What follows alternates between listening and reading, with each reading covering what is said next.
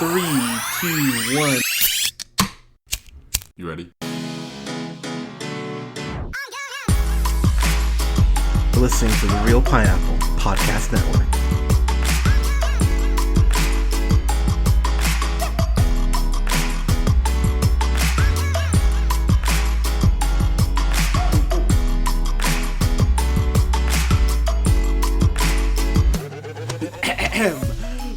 Good evening, everybody. Thank you so much for listening. We are the Real Pineapple. This is Hunter, and I'm here with Colin. Colin, hi, friend. How are you? Hi, buddy.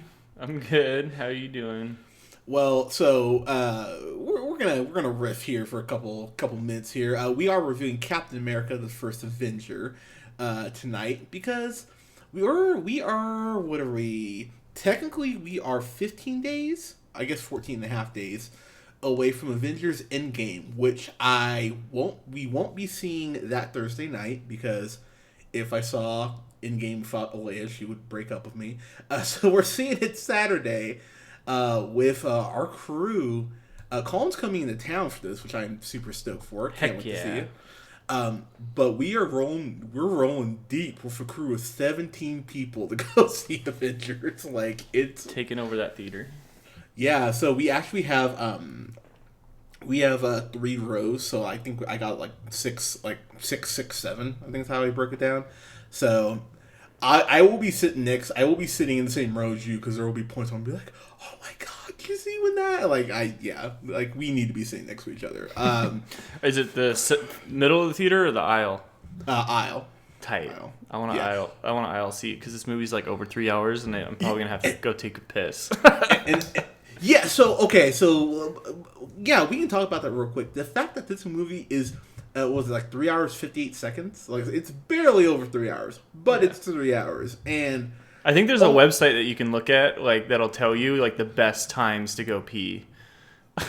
Oh, really? Yeah, I've heard about this. I've never used it, but, I think I might try and look it up for this occasion, just because I don't want to miss anything important. But I think you look it up and it'll be like, oh yeah, if you start a timer right when the title goes, it's like you can go pee at an hour 42 and you won't miss anything important. Interesting, because Yeah. because we've talked about on the podcast. We go to the wonderful Galaxy Theater here in Sparks for which is about 15 minutes away from me, for the big movies. I usually go to Cinemark for everything else, but Galaxy, they got those delicious frozen daiquiris. That is my personal drink of choice. And so I don't know if you remember last year when we reviewed Infinity War. I took maybe 3 sips of that daiquiri because I was literally on the edge of my seat the whole time. So oh, you didn't even drink it? Yeah, so I actually ended up chugging it as we're getting out of the theater, which felt really good for my brain. But so I might get a small daiquiri this time. Just kind of go okay, I don't need to drink all this because I'm gonna try and consume 0 liquids during it. I'm just gonna have a bunch of salty popcorn. That is fair, but I might get a beer. Maybe I'll get a beer. So yeah, maybe a beer beforehand, and then take a nice long pee before the movie just starts. Yeah, exactly. Because we will be getting there early. We're getting there at 2:10. Oh, heck yeah. Because I remember last year trying to get food and everything, and it was it took a half hour. So I'm taking no chances. Yeah, there's going to be a lot of people there, I'm sure. Yeah. So. They probably have it playing in half of their screens, I would imagine.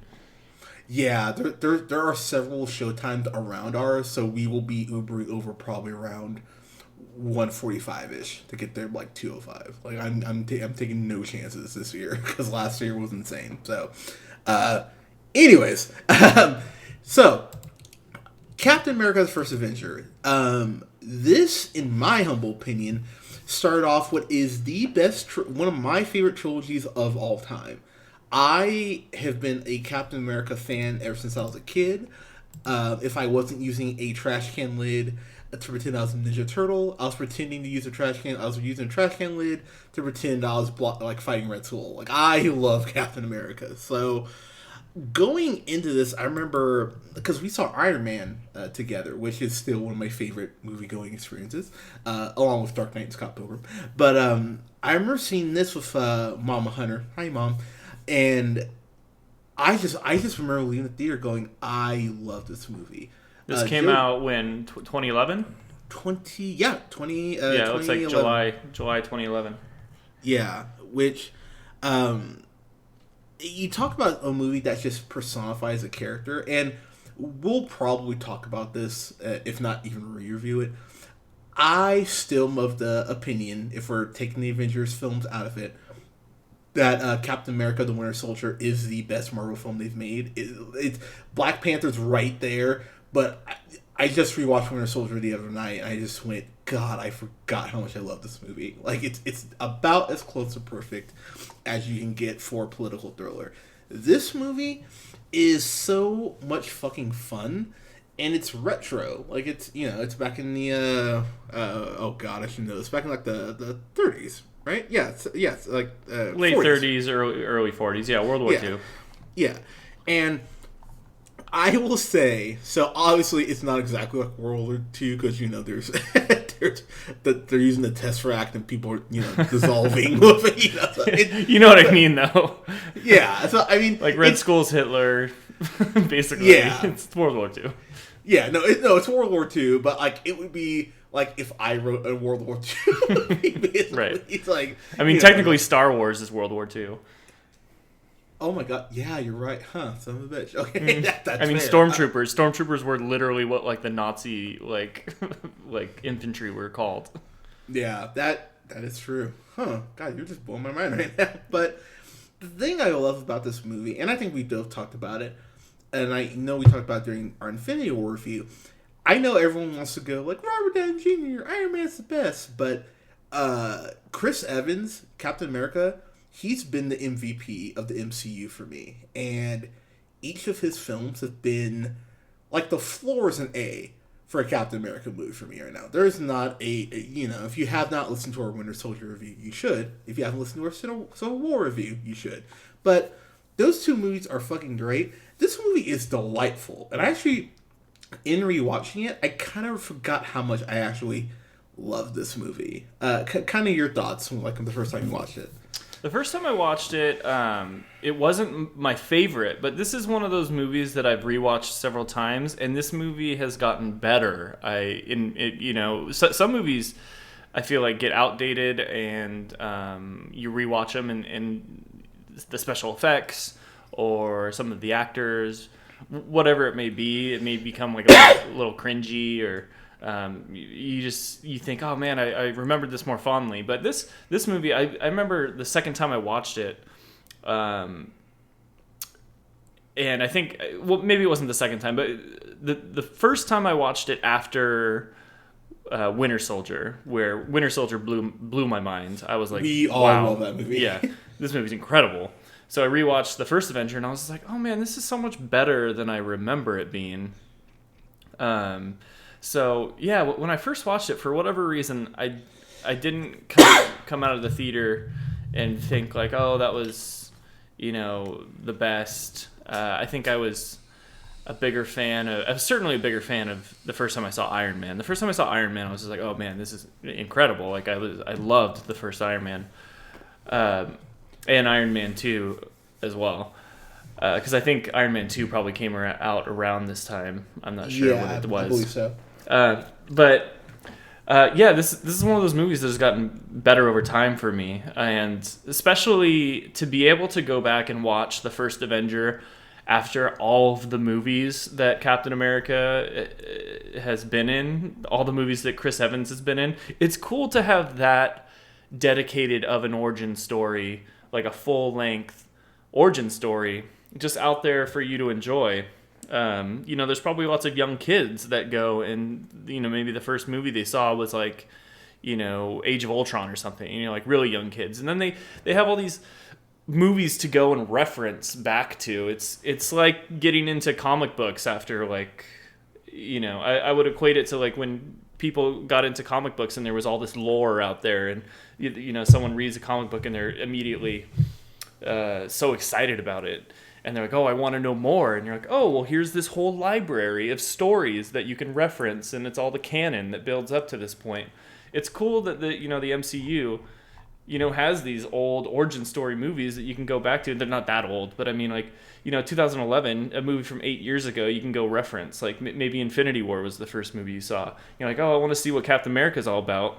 But, I'm a millennial, so I don't have the attention span to read. So I'm going to go.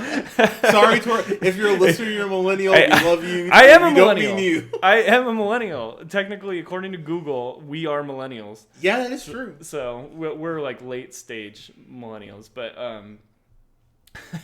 but yeah, so I mean, you have the ability to go and watch something like the first Avenger, and it's an awesome story. It's a really cool origin story, and it's you get to see young Chris Evans, you get to see skinny Chris Evans, little skinny scrawny guy trying to be a big military dude, and I don't know if it's not World War II, I don't know what you'd call it, but in the big war, and it's awesome. It's really cool to go watch again.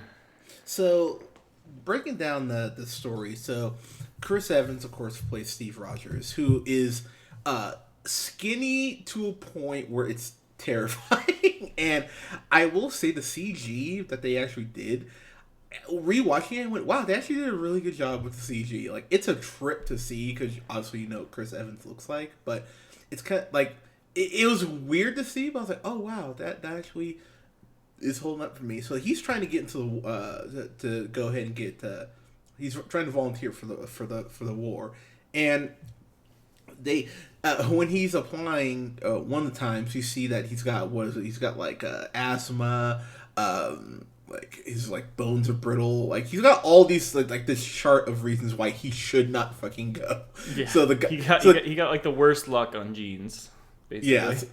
So the guy looks at him and just goes like, looks at his chart and goes like, yeah, I'm not letting you in. And he goes, I love the line. He goes, is there anything you can do? And he goes, I'm doing it, kid. And, stamps the no and goes, I just saved your life. And I was like, God, what a dick. And so it cuts to Steve Rogers in a theater, and there's this, typical goon just, yelling at the theater, like, let's see the girls, da da da. And this guy's probably probably 6 foot, 6'1", probably 235, and Chris Evans at this point in the movies is like 5'6", like $110, if I'm being generous. And so this guy, of course, they end up in the alley, beats the shit out of him. I was like, damn, okay, like he's just pounding Steve Rogers, phrasing, like beating the shit out of him, and there's that moment where Evans is,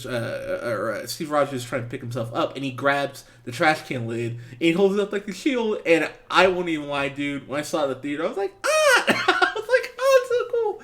And in that scene, we're introduced to Sebastian Stan, who I will, no shame in my game, huge man crush on Sebastian Stan, who plays Bucky Barnes. And so he runs the guy off.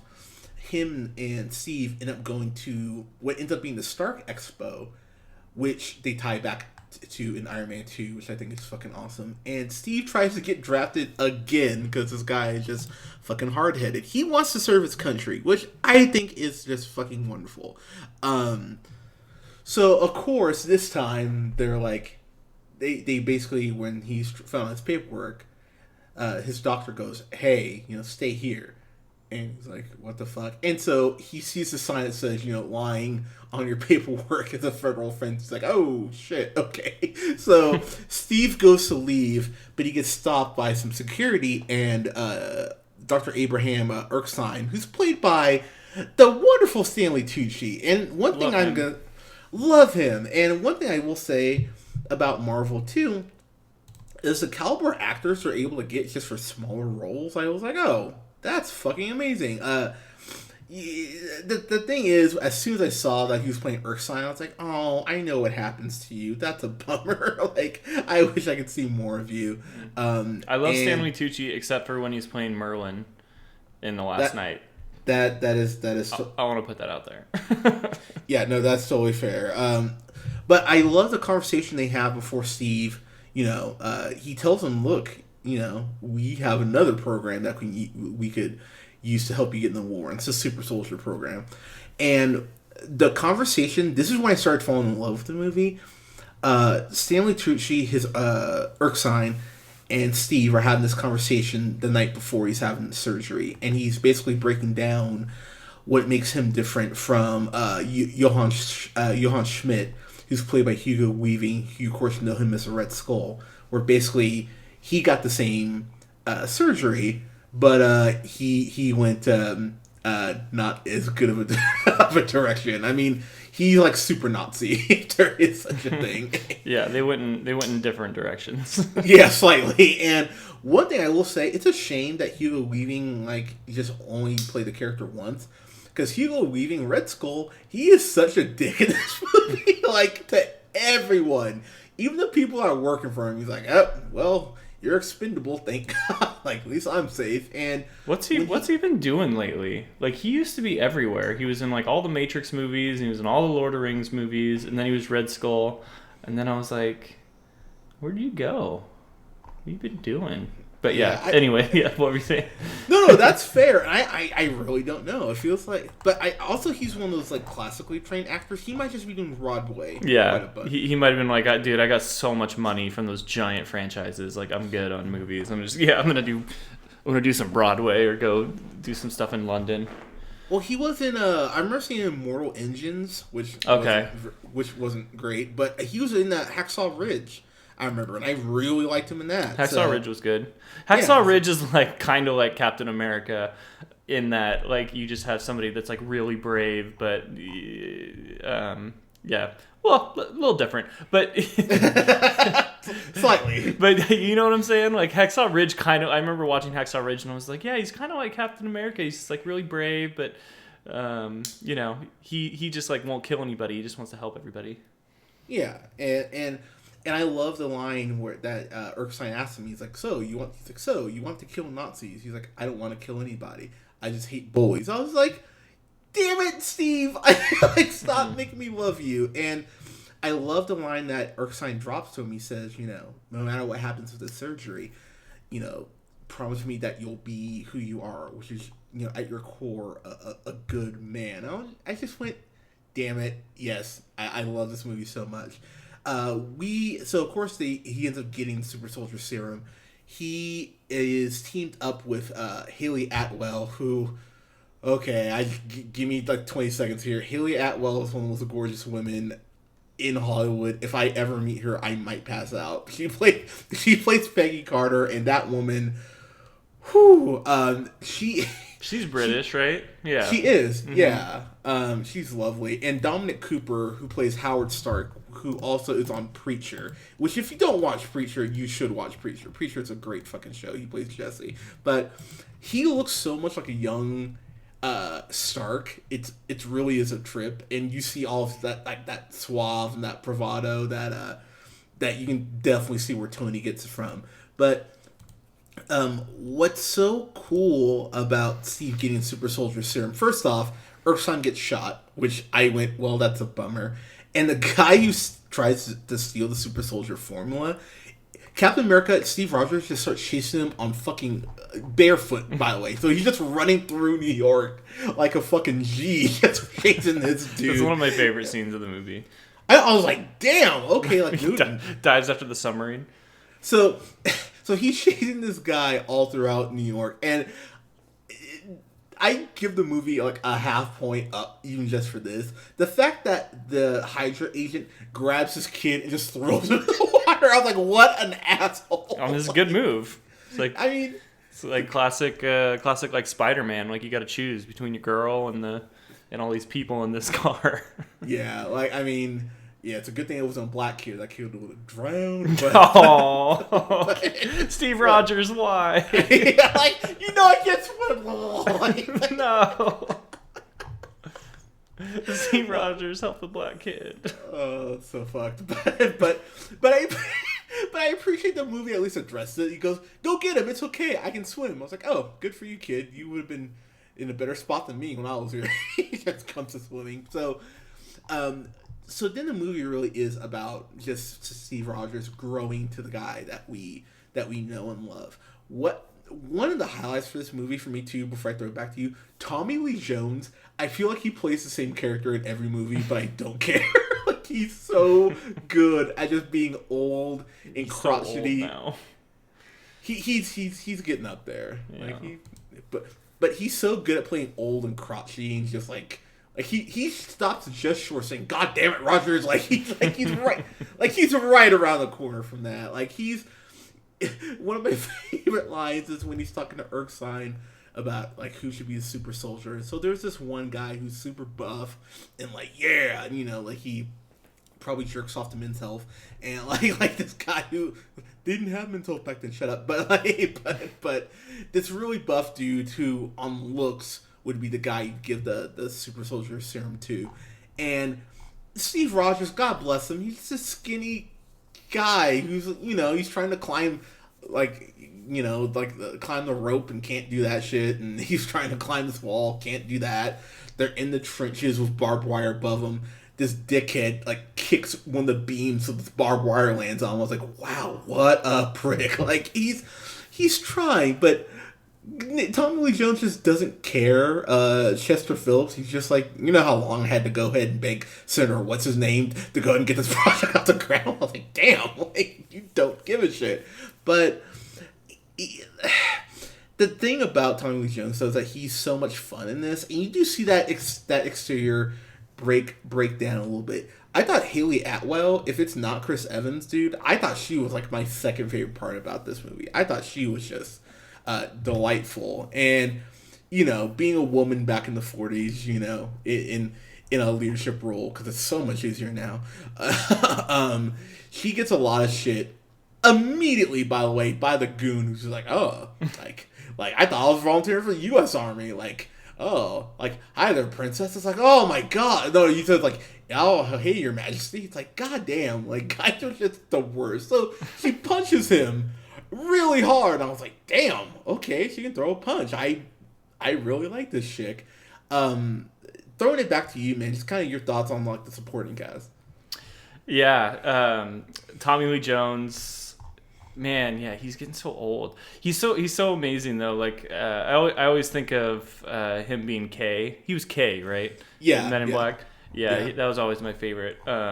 Yeah, he has an incredible scene in this movie where he's chasing Steve Rogers, and then they're at that dam, and Steve Rogers gets right up to the end, and he's just like, "I didn't kill my wife," and Tommy Lee Jones is like, "I don't care." Yeah.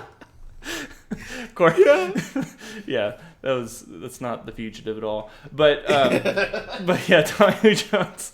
It's awesome having him be in this. Yeah, Hugo Weaving, Tommy Lee Jones. Haley Atwell is so good. I didn't really know who she was before this movie. I can't really remember, but and then Sebastian Stan, going back to the thing I was talking about when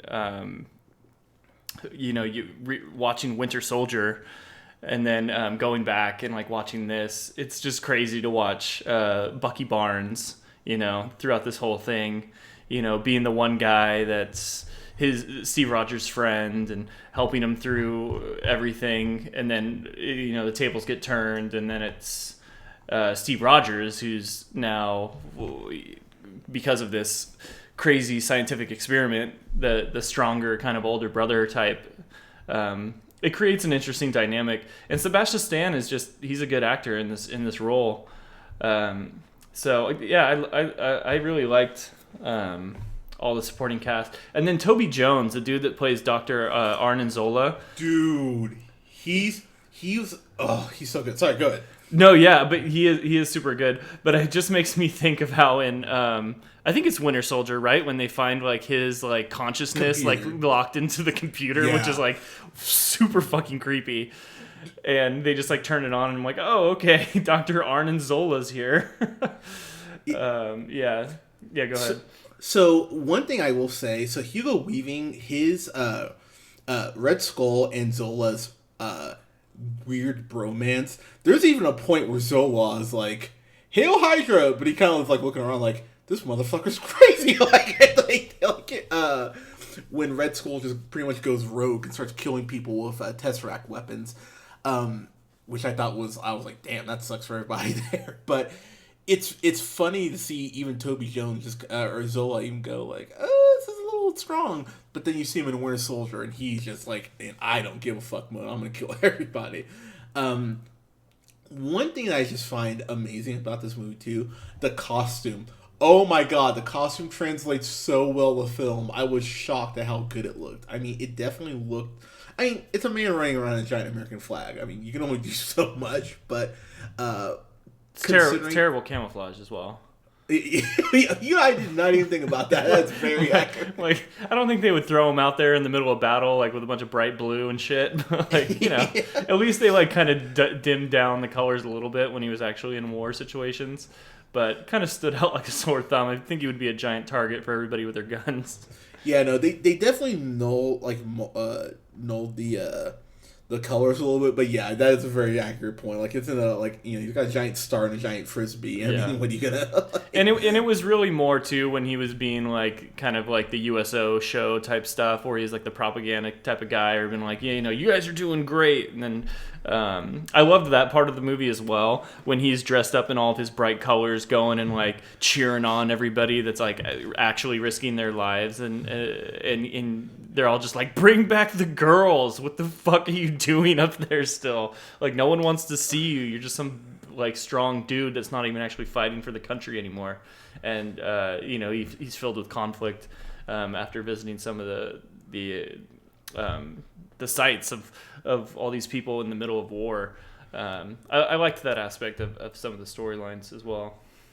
I love when he goes and saves several 300 men. I want to say, I think it is from Hydra base. I love the line where I can't remember which soldier it is, because like, do you know what you're doing? He's like, of course I do. He's like, I've punched Adolf Hitler over 22 times or something like that. And everyone's kind of like, the fuck? What?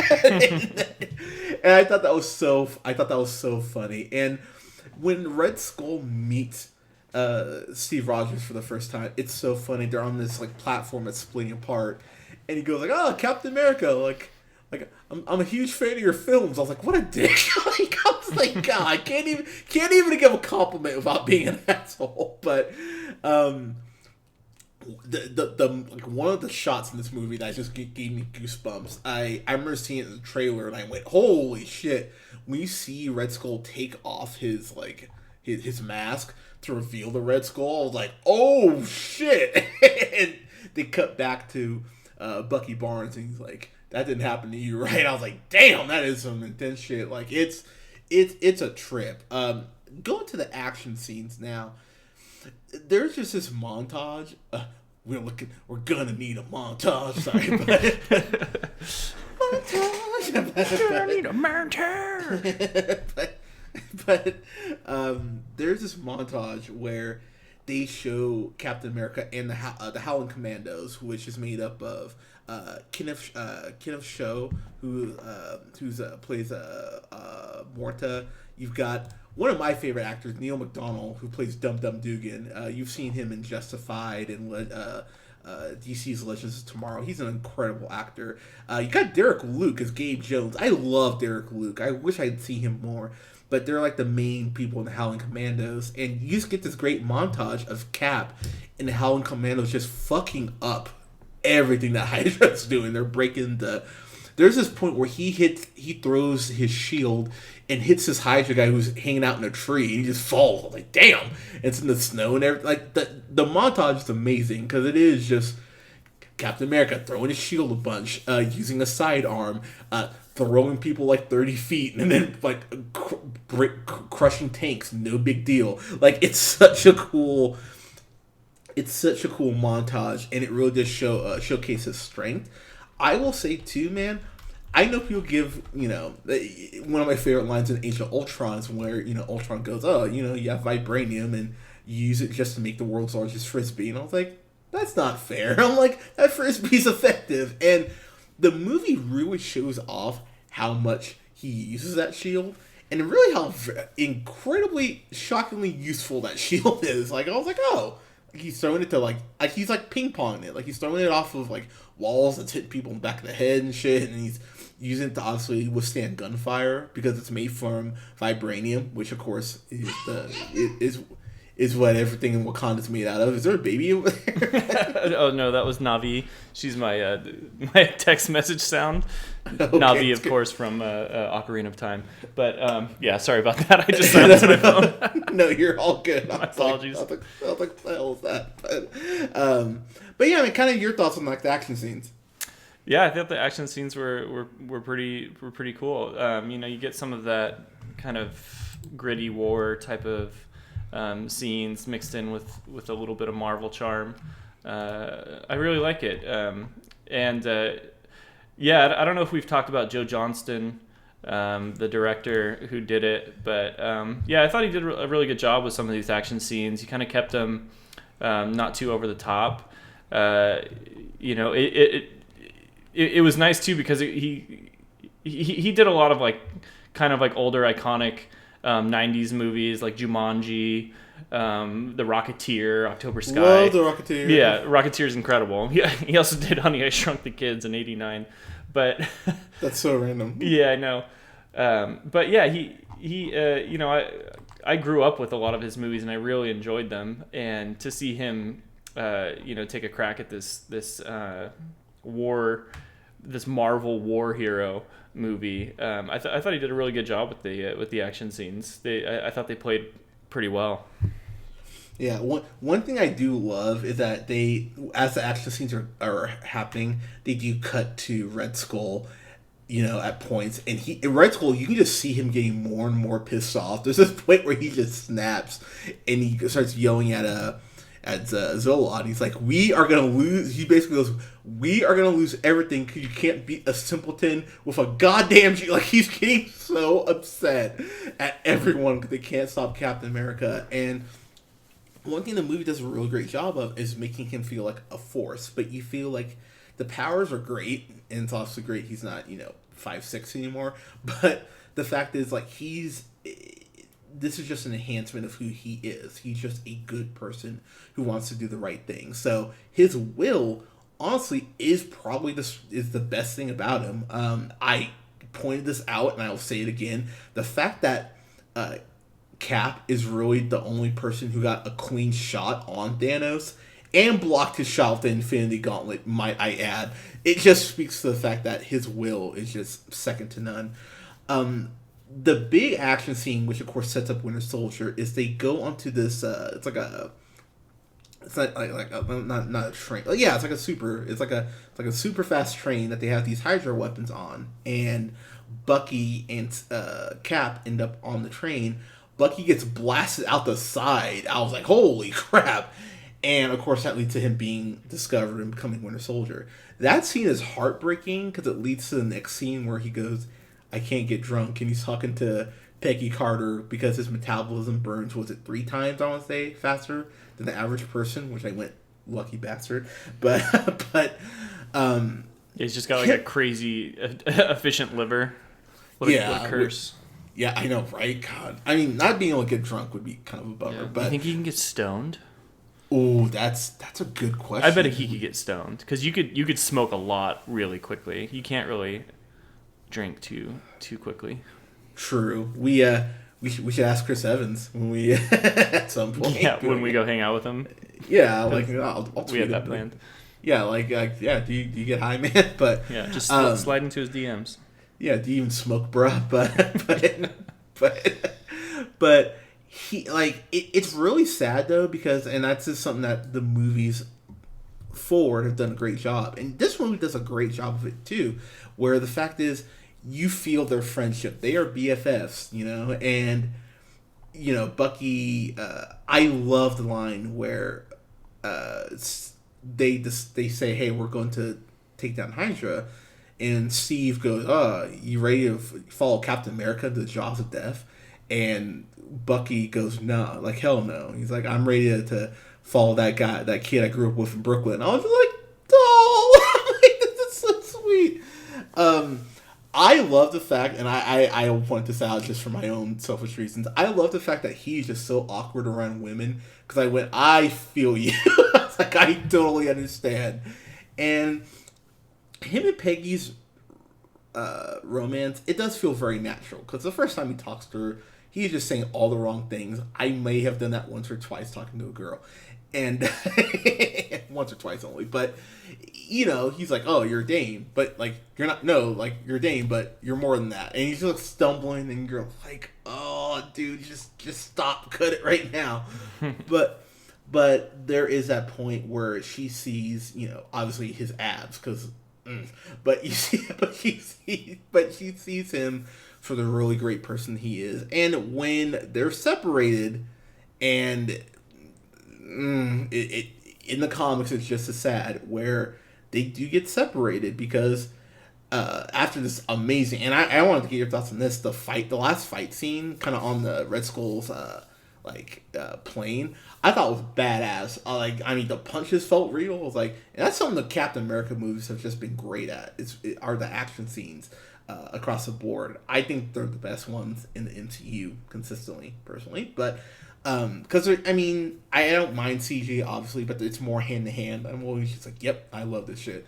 But he puts the plane in the water, and granted, you would actually freeze to death. You wouldn't, be able to be thawed out like a capsicle. But I love the fact that he goes, man, I have this girl waiting for me to come back, but I'm gonna go ahead and just sacrifice what I want to save millions of people. Because they show the bombs. They were on what major city, like New York. I think Chicago's on there. Like, if any of those bombs hit, it's not great for America.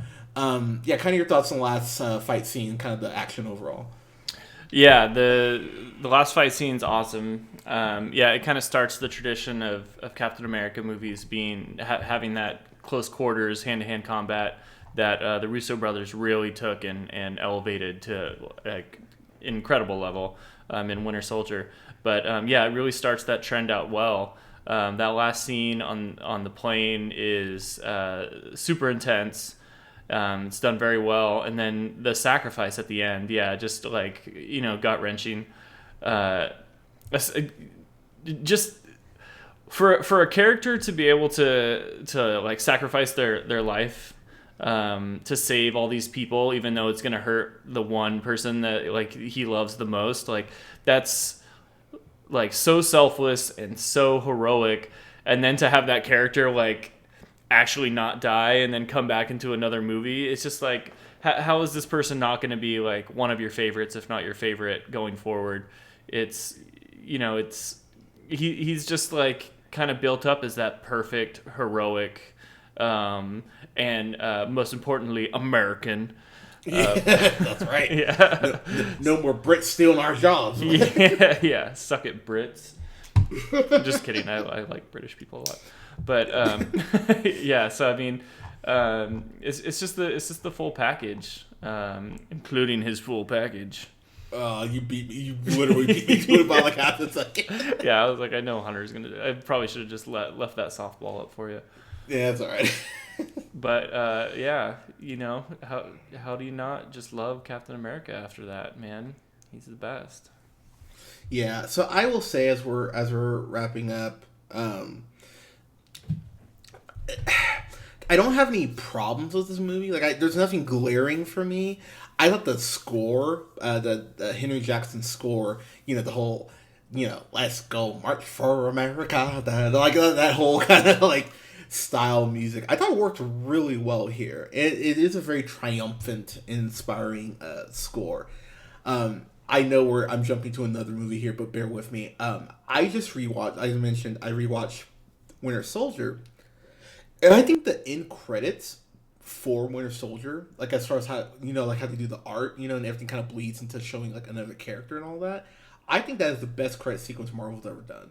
I think it is absurd how good that end credit sequence is and how well the score goes. And I love the score for this movie, showing kind of all the vintage, all the vintage war, let's call it what it is, propaganda, volunteer for the war. What's the worst that could go wrong?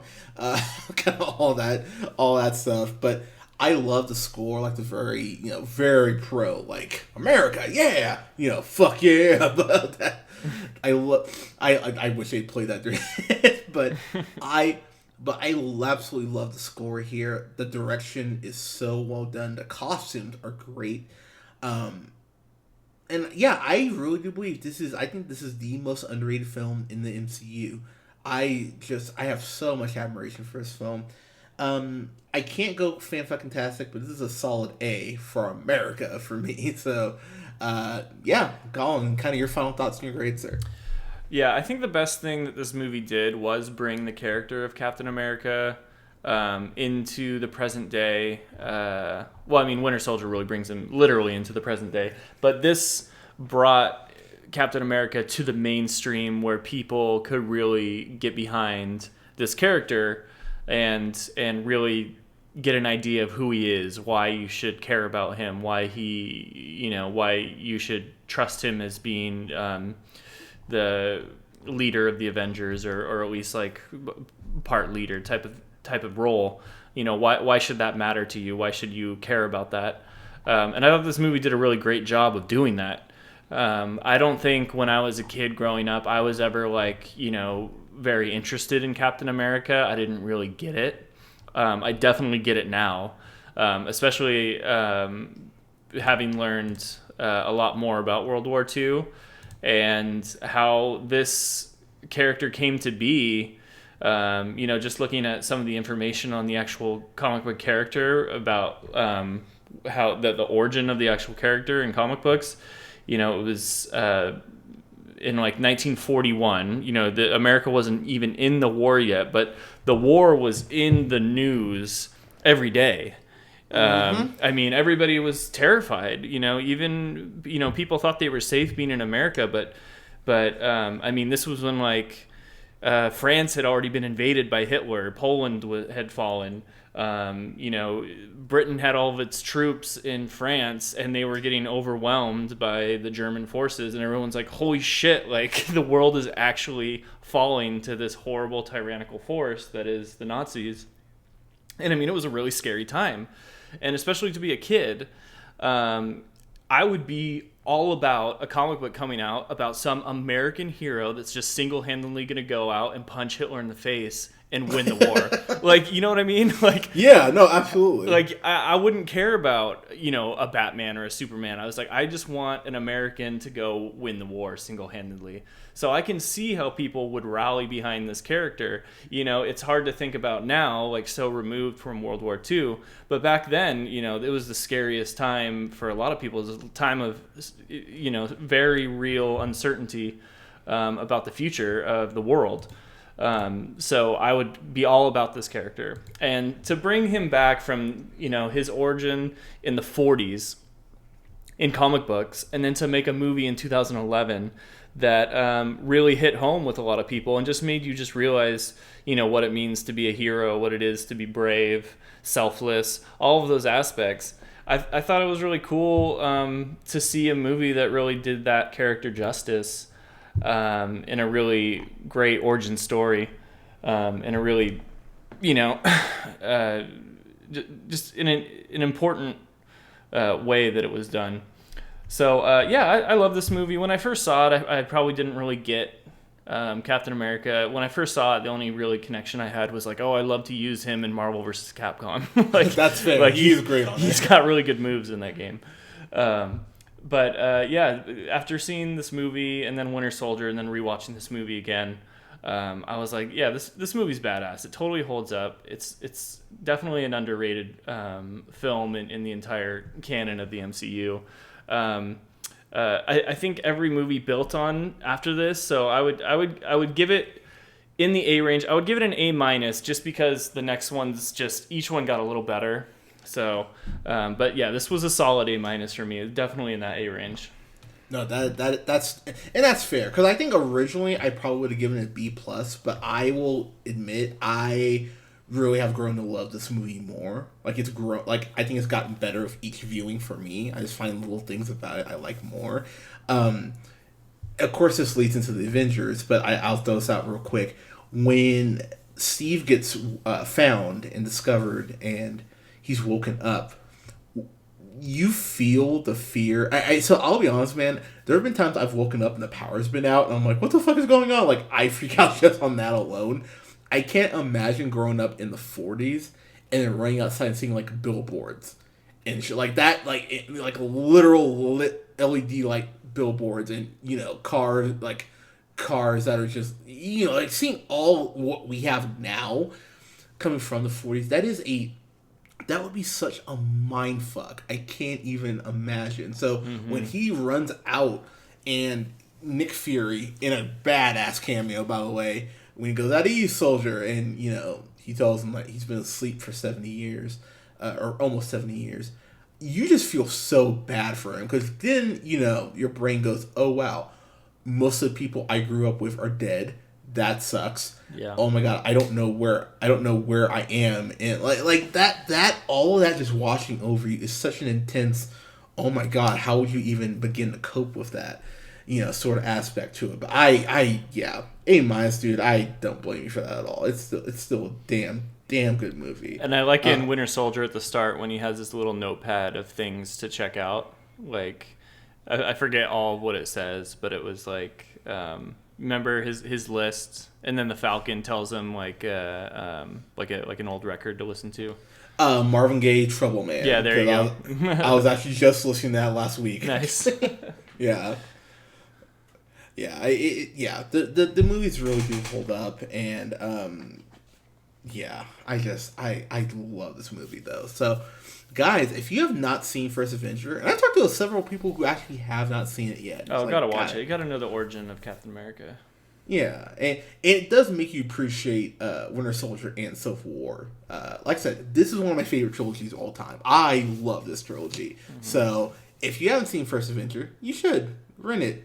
Actually, you can rent it. Yeah, I think you're on Amazon. Especially if you're gonna go see Endgame, in 2 weeks. You got to watch this one. If you haven't seen this, you got to watch, because it's probably gonna be the bookend on Captain America and the MCU. At least that's a prediction. At least wouldn't you say that's probably a fair bet? Oh yeah. Yeah. So I mean, like you got to if you're gonna see the end, you got to see the beginning. Yeah. God, well said. God, you put that beautifully. But, guys, have you seen Captain America's First Avenger? What did you think of it? Let us know in the comments below. You can follow us on SoundCloud, iTunes, Google Play Music, and Podbean. And Spotify, pardon me, at The Real Pineapple. You can like us on Facebook at The Real Pineapple. You can follow yours truly on the Twitter at JHunterRealPineapple. And you can follow Scott on Twitter at Nearmanthefirst. We're actually going to get Scott back here in the next couple weeks, so yay, Scott, we miss you. And you can follow Colin on Twitter at Theeloneal. And guys, thank you so much for listening. Check out our sponsor, Stat Guy Studio. That's STADGEIST. Follow them on Instagram, and go ahead and use that. Oh my God, I'm totally fumbling with my words. Go ahead and check them out on Instagram and use the code REALP2019 for 10% off your order. You are welcome. Guys, we'll have reviews up this weekend for Hellboy, which is what every black father calls her son. We'll have a review up for. I thought you liked that one, but we'll have a review up for that. And we'll also have a review up for After, which I'm not excited to see that. It's like a Teenage 50 Shades movie, so. Oh, God. And then we'll have a review up for Little as well, because I'm actually real excited to see that. So, Little. Yeah. Yeah, Lil. Yeah. Sure, say it like that. But, guys, thank you so much for listening. We'll talk to you soon. Peace.